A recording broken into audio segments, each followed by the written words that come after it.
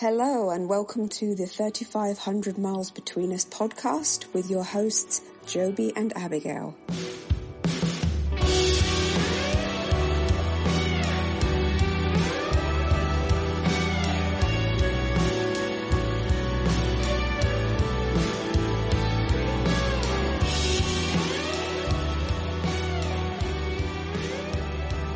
So welcome to another podcast with me, myself, and I. I am taking the Island Highway on Vancouver Island. So Vancouver is a big, big island that's about 2 hours by ferry from most spots from Vancouver, downtown Vancouver. It's a big island, and we relocated over here about 2 years ago. A story, I'm sure, which you will hear more in depth as time goes on. That's quite an adventure. And I am still running my business, a renovation construction business in Vancouver. And so part of the challenge is you have to catch a ferry. And I'm going back to work Monday, Tuesday in the city. It's now Sunday. And we have some friends come over. So I got a 3:20 ferry. You're supposed to be there half an hour before if you want to keep your reservation. And it's an hour and a half drive to the ferry, and I was on the farm mucking out the goat shed, clipping the goat's nails with my wife and son. Friends came over, got chatting, didn't do the math in my head because the way my brain works is if I don't do the math ahead of time and know, okay, you got to leave at 20 after 1, then my brain can't untangle it on the spur of a moment. And so my friends left, and then I looked at my wife. I said, how long do I got? And she goes, you got to leave right now if you got a chance, if you got a prayer. So I'm doing 130 down the highway, which I believe is okay because the speed limit's 120. And I think you can do 10 over without getting in trouble, I hope, in the hopes that I make my reservation. So I have to gain 10 minutes. So I thought, I got an hour and a half in the truck rather than getting distracted with other things or, trying to speed over the 130 mark. I'm just going to talk. And so, welcome to the drive. We will see what the outcome is. I really, really don't want to be sitting at the ferry terminal for another 2 hours waiting for the 5:30 ferry. I'm supposed to be jamming with my musical buddies over there on the island. So the plan was to do that at 6:00. So if I miss this ferry, that ain't happening. Whew, what to talk about? Well, what to talk about? I was thinking about what to talk about, and I was thinking yesterday. So, Friday, when I did my last post, I was getting my truck fixed, and I kind of wandered through the forest and did that little recording and posted it. But I was waiting at the mechanic shop from 8:30 until 1:30, and I don't do very good at waiting. I was just kind of, after I'd done the 18-minute podcast post, I had the rest of the time to kill. And I found myself really, really struggling to just sit there or just walk around without opening my phone up. And it got to the point that I was like, what am I doing? There's nothing on here I want to watch, and it's making me not feel very good, just scrolling, because I've had quite a few concussions, and I find that the scrolling thing really starts to mess with me a bit quite early on. But I found that I just couldn't put this damn thing down. And I was kind of like almost third person looking at myself thinking, this is insane. You're acting like a heroin addict with this phone. You can't just be. And I know it's something that comes up in conversation a lot with people my age is like, oh, do you remember the days when we didn't have phones? And, we were sitting around the table last night, and I was kind of sharing this, and I said, I'd love to go back in time and just be a fly on the wall and watch myself do certain activities like driving somewhere with my family or whatever that might be, and not have the phone in my hands and just observe it and then try and bring that back to now. Because although, I'm definitely not as captured as some people are, I still am very susceptible to the trappings of this cell phone that's got just been tailor-made to grab my attention. And there's fear that comes over me when I think about deleting Instagram and Facebook. And, partly I run my business, and YouTube especially is, not Facebook, YouTube. YouTube is really helpful when I want to know how to fix something around the farm or how to do a certain task. And I kind of, this fear comes over me. It's like, oh, you can't delete it because you'll be really, lost. And I recently bought I think they call it an idiot phone or a dumb phone, which is like a Caterpillar make these flip phones that are really, really well made. And they are Android technology. They are a touchscreen, but the touchscreen is so small that it's almost like annoying to try and work it. And my son has one, and I thought, oh, I'm going to try it. And being an Apple guy, the transition to Android was like, makes me want to tear my hair out. And trying to get this thing to work, like Apple make it so dang easy. So it's been a struggle using that thing. I haven't really transferred over. And the reason I got that phone was because I wanted it to be more difficult to just, like I find when I'm at the farm, I don't look at my phone when I'm working.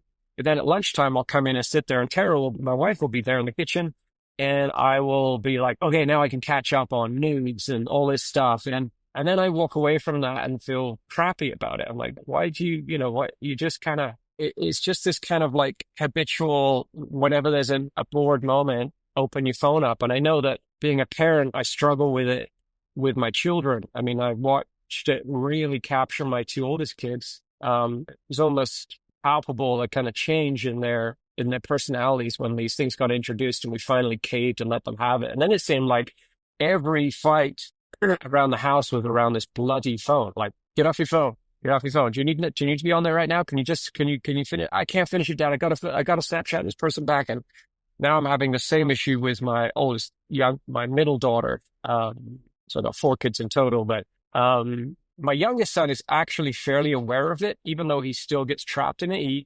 He's always like, well, I really noticed that, he notices it. Doesn't mean to say he's above it. He still gets pulled in the tractor beam of the phone. So yeah, I was really pissed at myself that I just couldn't discipline myself to shut the thing off and just wander around. So just wander around the neighborhood.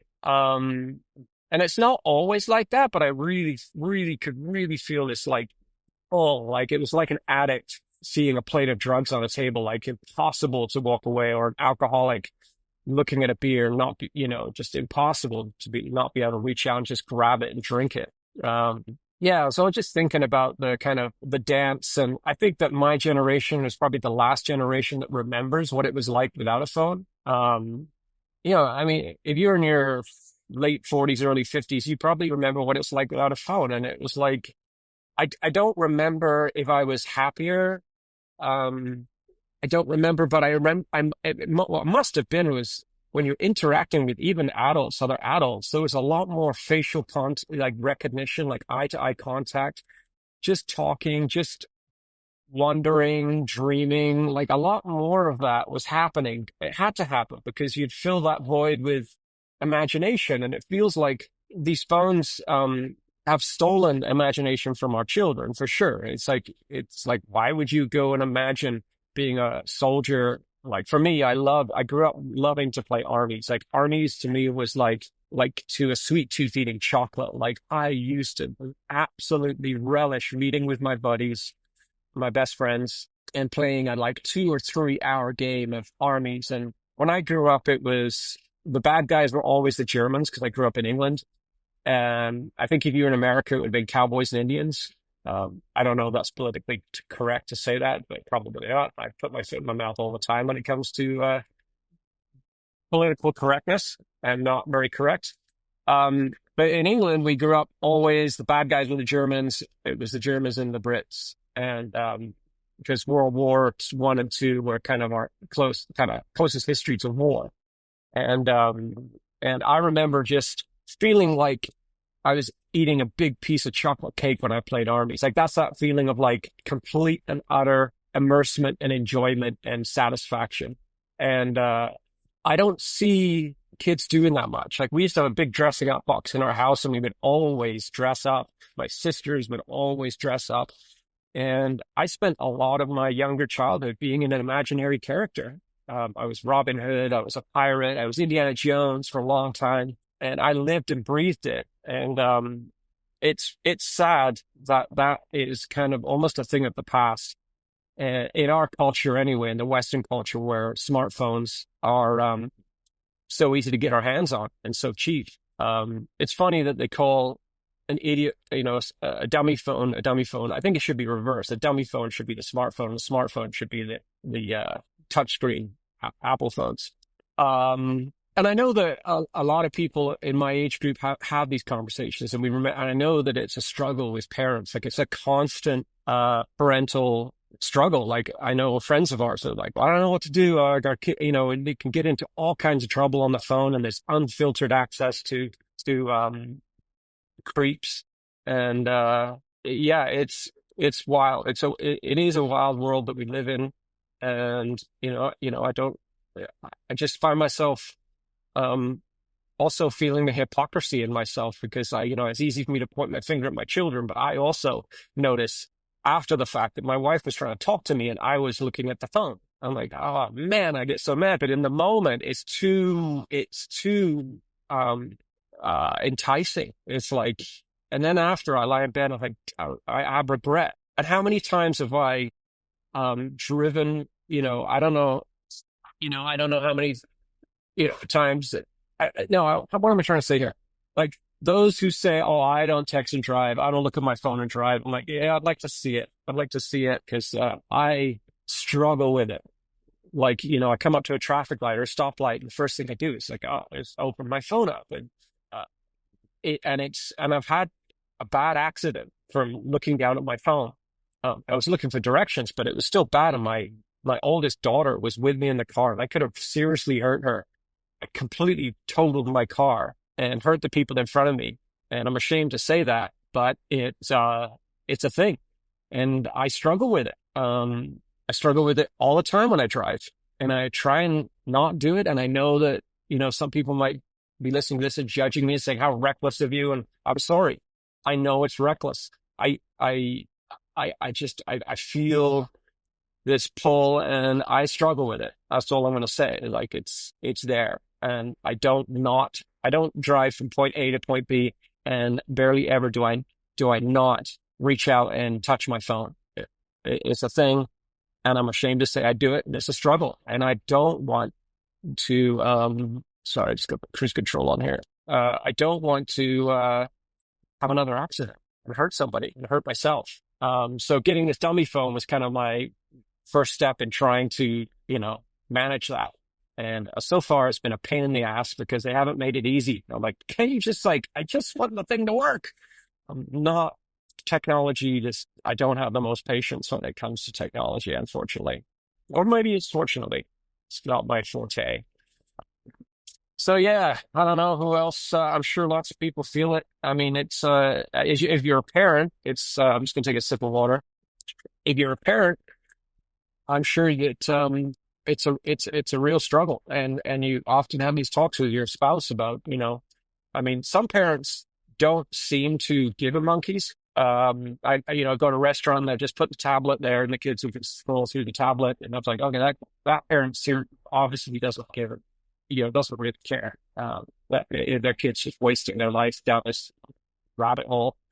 But most parents, I would say, are probably conscious of the fact that, they're spending too much time on the phone. They can't get their kids' attention anymore. Kid doesn't want to hang out. I mean, I noticed it with my younger daughter now. We're going through these same struggles. She's finally turned, I don't know what age she turned, but maybe 14. We gave her a phone, and it was probably 3 weeks into having a phone. I watched, and my wife and I could see the change in her. And all of a sudden, everything else was boring. Nothing was as interesting. All the fights were about, don't you think you should get off your phone now? Now we have to have this VPN restriction app, and they're constantly asking for more time on it. I mean, it's just all the time. Like, man, if the phone wasn't there, what would we be fighting about? It'd be something else, obviously. But it's sad to see that this invention that Steve Jobs had has, I think it's taken more than it's given. I think it's robbed us more than it's given. I mean, yeah, it's more convenient to look at the Google Maps rather than actually pull out a map book. Um, it's for sure more convenient, but could we get through without it? Yeah. Could we figure it out? We did in the past. I remember having to find directions to a place and places, and I used to have a delivery job in Toronto. We were delivering for a drinks company, and I would have like 15 or so deliveries to do in a day and a full truckload of different, pallets of drinks for each different company. And it's all over Toronto. And we had to figure out our entire trip using a map book. I mean, it was bonkers and, not the safest, probably when you're reading a map and sorry, my cruise control keeps going off. Um, and driving, but we figured it out. I mean, now if I went back to that, it'd be easy. Just Google Map your first one, Google Map your second one. You don't have to think anymore.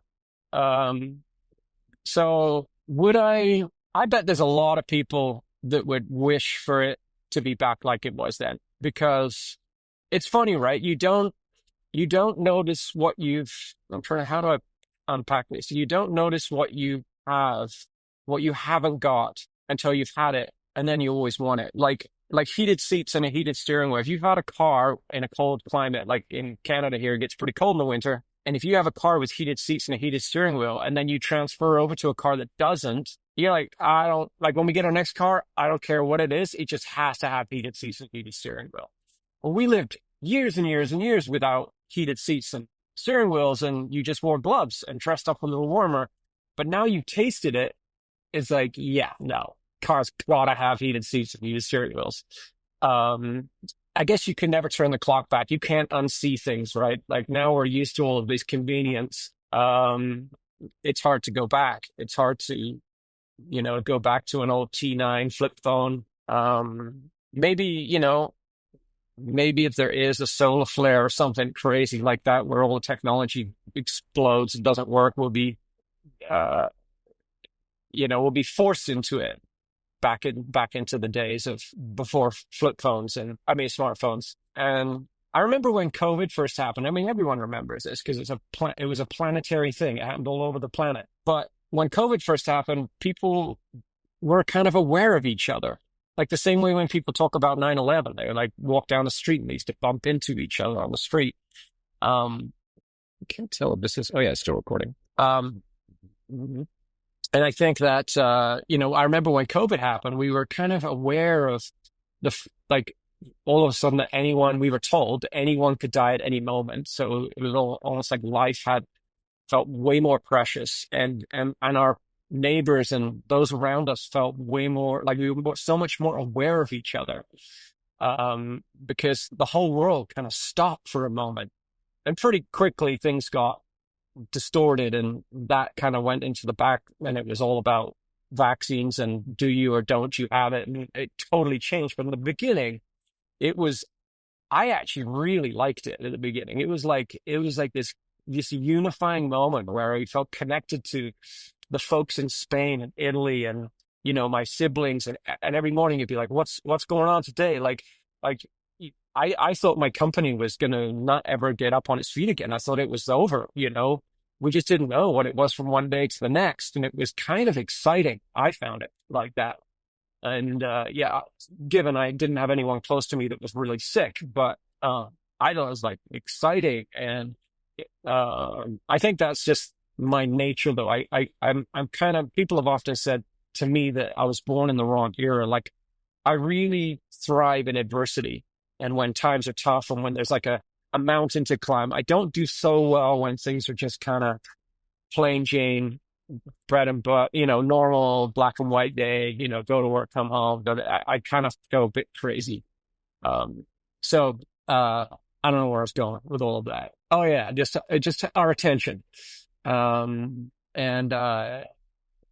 yeah, so really lost my train of thought, but will we ever have, and I know that there's, like some people go out for dinner and they're like, okay, you have to leave your phone in the car. And we do these things in an effort to try and, curb it. But yeah, I'm frustrated. I guess at the end of the day, I was frustrated with myself with the way that I wasn't able to be in the moment. And it's not always like that. And, I felt unable to turn it off. I was like, I just kept, do you ever do that? You're like, even if your phone doesn't have any bars, like you cannot search on the web. you don't have any data, but you still open it up and kind of like scroll, you like look on your Gmail. No, yeah, nothing new came in.